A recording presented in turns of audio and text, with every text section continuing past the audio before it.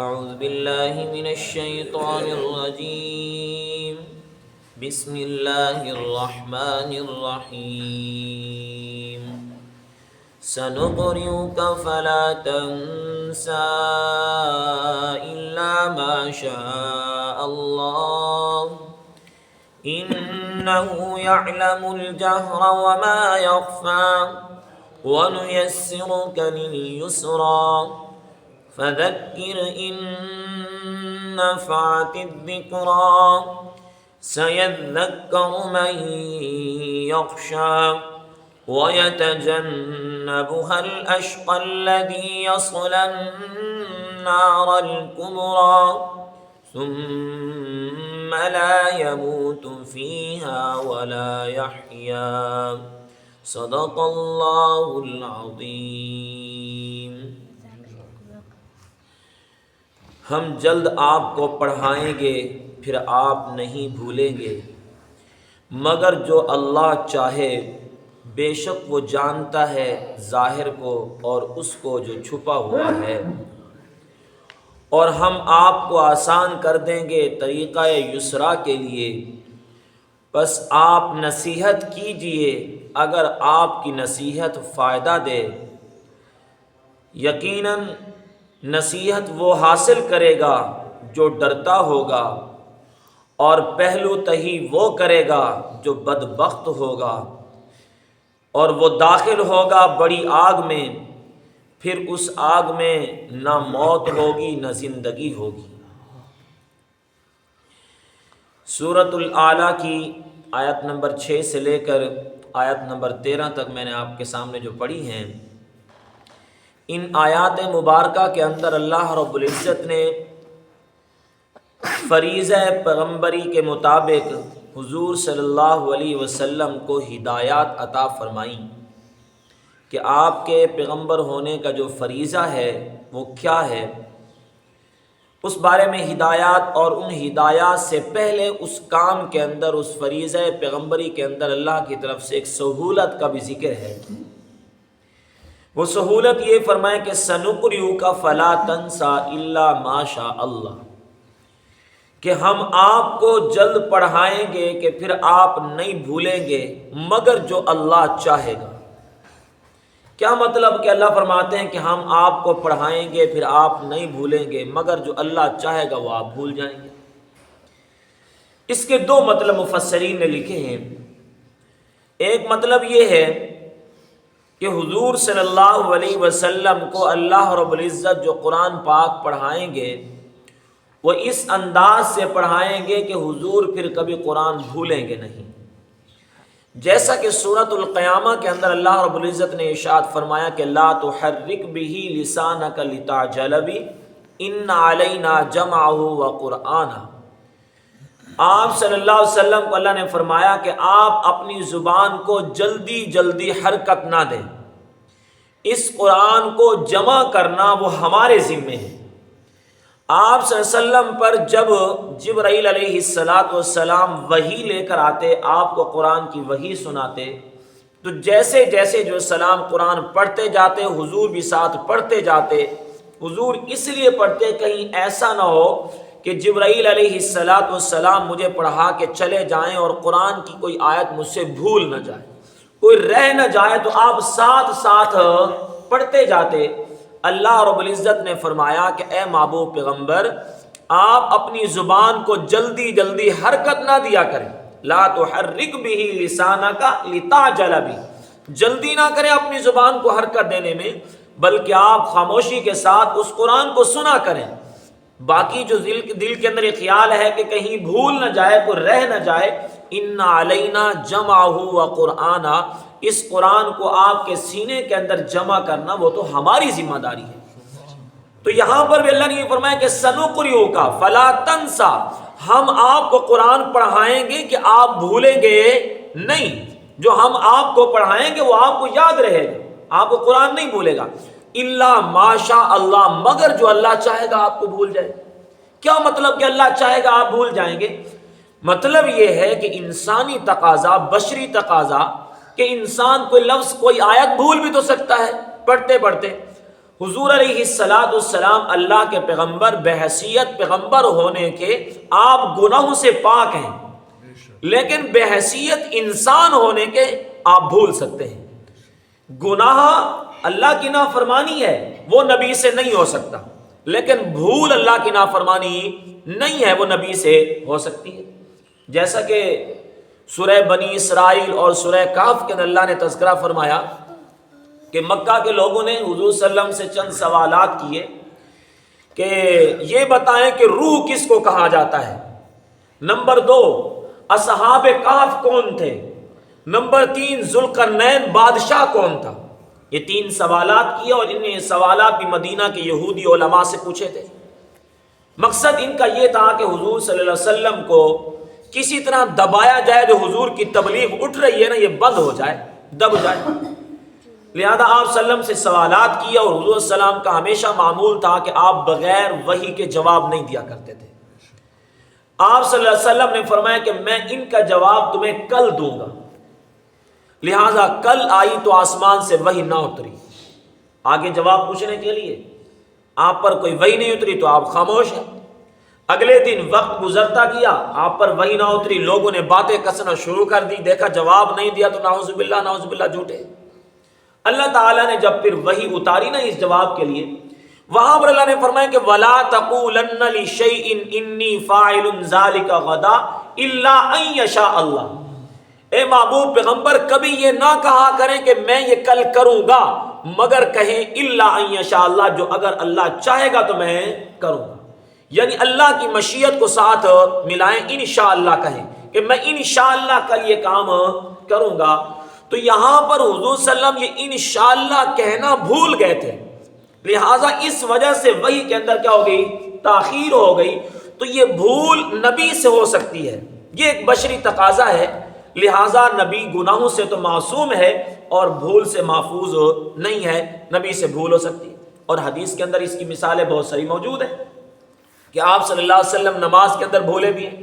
یہ اسی طرح حضور صلی اللہ علیہ وسلم جو ہے نا نماز میں تلاوت کر رہے تھے، تلاوت کے دوران ایک آیت چھوٹ گئی۔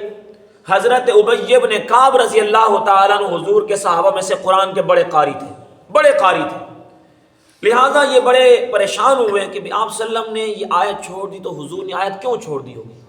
تو بعد میں پوچھ گئی، یا رسول اللہ کیا یہ آیت منسوخ ہو گئی ہے یا آپ نے خود چھوڑ دی ہے؟ آپ علیہ السلام نے فرمایا کہ مجھ سے یہ بھولے سے چھوٹ گئی ہے، منسوخ نہیں ہوئی، آیت موجود ہے قرآن میں، لیکن مجھ سے بھولے سے چھوٹ گئی ہے۔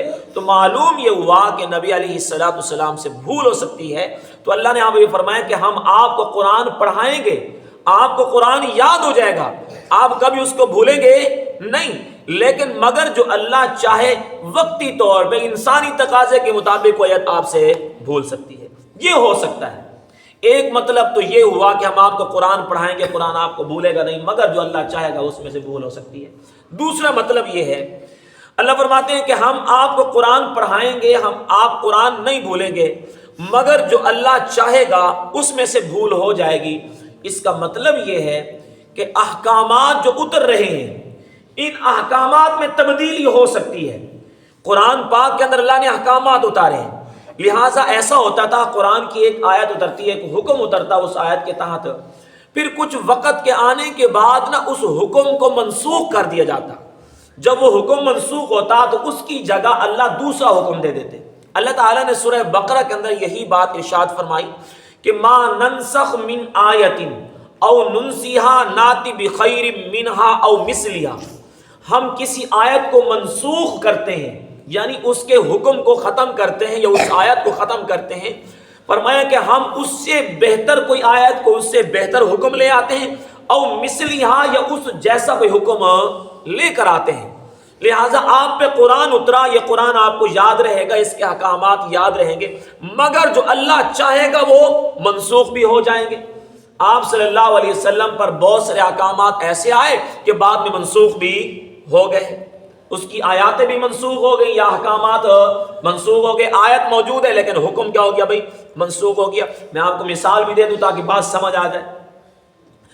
اللہ رب العزت نے جیسا کہ روزے کی فرضیت کے متعلق ارشاد فرمایا نا کہ یا ایھا الذین آمنوا کتب علیکم الصیام کما کتب علی الذین من قبلکم لعلکم تتقون، اے ایمان والو تم پر روزے فرض کیے گئے جیسا کہ تم سے پہلی امتوں پر روزے فرض ہوئے۔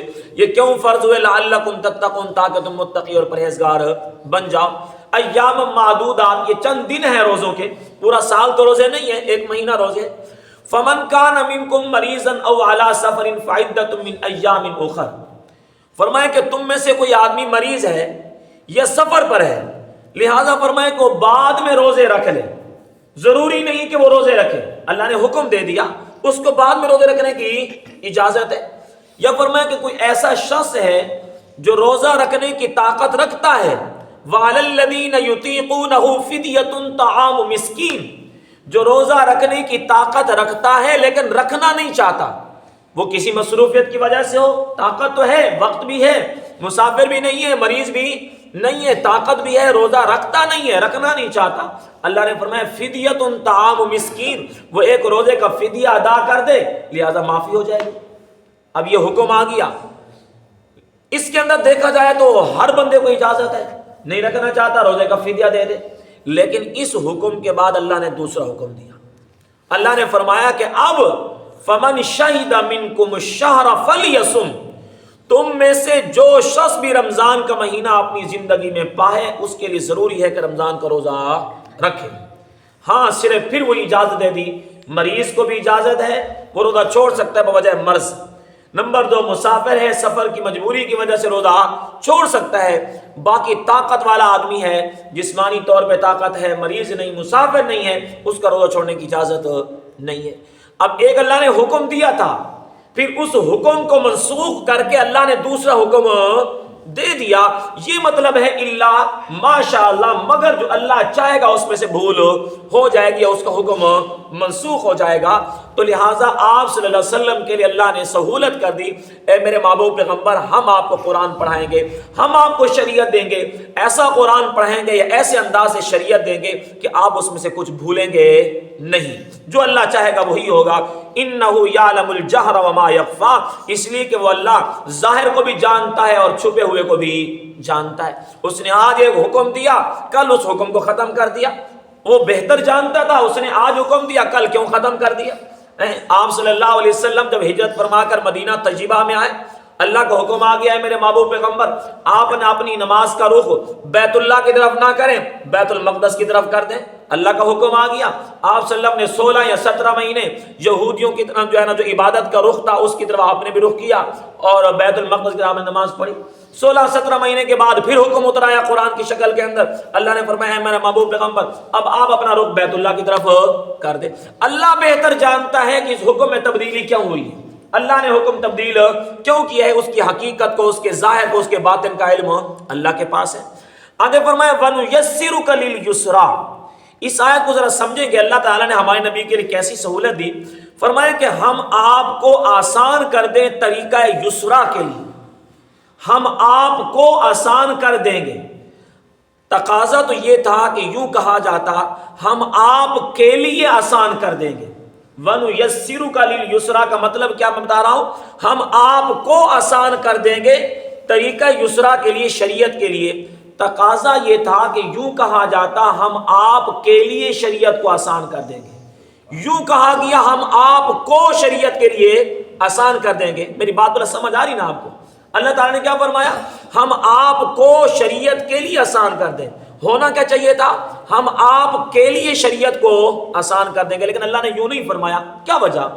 مفسرین فرماتے ہیں کہ اللہ تعالیٰ نے جو یہ فرمایا نا ہم آپ کو آسان کر دیں گے شریعت کے لیے، مطلب یہ ہے کہ میرے محبوب پیغمبر ہم آپ کو جو شریعت عطا فرمائیں گے نا، اس شریعت کو ایسا بنائیں گے وہ شریعت آپ کی طبیعت بن جائے گی، کبھی آپ پر کسی قسم کا بوجھ نہیں ہوگا، گویا کہ آپ کو آسان کر دیا اس شریعت کے لیے۔ کہ اب شریعت کا کسی حکم پر عمل کرنا آپ کے لیے کوئی عجیب سا نہیں جو آپ کی طبیعت کے خلاف ہو. جو کام طبیعت بن جاتا ہے گویا کہ اس کے لیے کیا ہو جاتا ہے بھائی آسان ہو جاتا ہے. تو یہ مطلب ہے کہ اے محبوب پیغمبر ہم آپ کو ایسی شریعت دیں گے, ایسے احکامات دیں گے کہ آپ کو ان پر عمل کرنے میں کسی قسم کوئی مشکل پیش نہیں آئے گی. فذکر, اب فریضے کا تذکرہ کیا جا رہا ہے کہ آپ کے پیغمبر ہونے کا فریضہ کیا ہے. فذکر ان نفعت الذکریٰ, کہ آپ نصیحت کریں اگر نصیحت فائدہ دے. نصیحت کریں اگر نصیحت فائدہ دے. پھر اس کا مطلب یہ بھی تو سمجھ آتا ہے اگر فائدہ نہ دے تو پھر نصیحت نہ کریں. اللہ فرماتے ہیں کہ نصیحت کریں اگر نصیحت فائدہ دے. تو ظاہری طور پہ تو ہمیں یہ سمجھ آئے گا اگر کسی کو نصیحت کریں اور ہمیں نظر آئے کہ اس بندے کو فائدہ تو کوئی نہیں ہوگا پھر نصیحت نہ کریں. پھر تو اس کا مطلب تبلیغ روک دیں. ہمیں کیا پتا کس کو نصیحت فائدہ دے گی کس کو نصیحت فائدہ نہیں دے گی. اللہ بھی فرماتے ہیں کہ فذکر, نصیحت کریں ان نفعت الذکریٰ, اگر آپ کی نصیحت لوگوں کو فائدہ دے. اس کا مطلب مفسرین فرماتے ہیں کہ ایک محاورے کے لحاظ سے سمجھا جا سکتا ہے. مثال کے طور پر ہم کسی شخص کو یوں کہتے ہیں کہ بھائی آپ کو ایسا کام کرنا چاہیے اگر آپ ایسے آدمی ہیں. بلکہ میں دوسرے لفظوں میں آسان مثال دے دوں. ایک عالم ہے, ایک حافظ ہے, ایک قاری ہے. اس کو لوگ کہتے ہیں کہ بھائی آپ حافظ ہیں تو آپ کو یہ کام کرنا چاہیے, آپ مولوی ہیں تو آپ کو یہ کام کرنا چاہیے, یعنی آپ کی شان کے لائق یہ ہے کہ آپ کو یہ کام کرنا چاہیے. تو اللہ رب العزت اپنے پیغمبر سے فرمانا چاہتے ہیں میرے محبوب پیغمبر آپ میرے عظیم پیغمبر ہیں تو لہٰذا آپ کو چاہیے کہ آپ لوگوں کو نصیحت کریں. یہ آپ کا فرض ہے. آپ کی نصیحت کسی کو نفع دے گی یا نہیں دے گی اس کا علم کس کے پاس ہے؟ اللہ کے پاس ہے. لیکن آپ کے پیغمبر ہونے کا فریضہ یہ ہے کہ آپ نصیحت کریں. باقی اللہ رب العزت کی طرف سے ہدایت اس وقت ملتی ہے جب انسان اللہ سے ہدایت مانگتا ہے. ہاں نصیحت کرنے کا ہر کسی کو حکم ہے, پیغام دینے کا ہر کسی کو حکم ہے. تو سیذکر من یخشی, نصیحت کون حاصل کرے گا؟ جس کے دل میں اللہ کا ڈر ہوگا, وہ قرآن بھی سنے گا, وہ عمل بھی کرے گا, جس کے دل میں خوف پیدا ہوگا. لیکن وَيَتَجَنَّبُهَا الْأَشْقَى, فرمایا کہ منہ کون موڑے گا؟ جو بدبخت ہوگا, بد نصیب ہوگا. نصیحت سننا نہیں چاہتا, قرآن سننا نہیں چاہتا, احکامات سننا نہیں چاہتا, یقیناً یہ بدبخت آدمی ہے کہ جو نصیحت کی طرف آتا ہی نہیں ہے. تو ایسے بندے کو الذی یصل النار الکبریٰ, اللہ فرماتے ہیں کہ ہم جہنم کی بڑی آگ کے اندر داخل کریں گے. جو قرآن سے منہ موڑتا ہو, قرآن سے پہلو تہی کرتا ہو.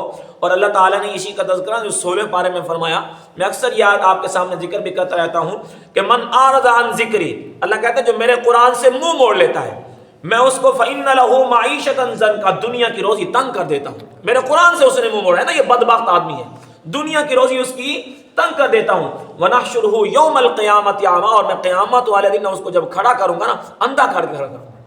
یہ بینا نہیں ہوگا, یہ نبینا ہوگا. رب لما حشرتنی اعمیٰ وقد کنت بصیرا, اللہ سے کہے گا یا اللہ میں تو بینا تھا, آج میں نبینا کیسے ہو گیا ہوں؟ اللہ فرمائیں گے قال کذالک, بات تیری ٹھیک ہے لیکن اتتک آیاتنا, تیرے پاس میری آیتیں آئی تھی, میرا قرآن آیا تھا, احکامات آئے تھے.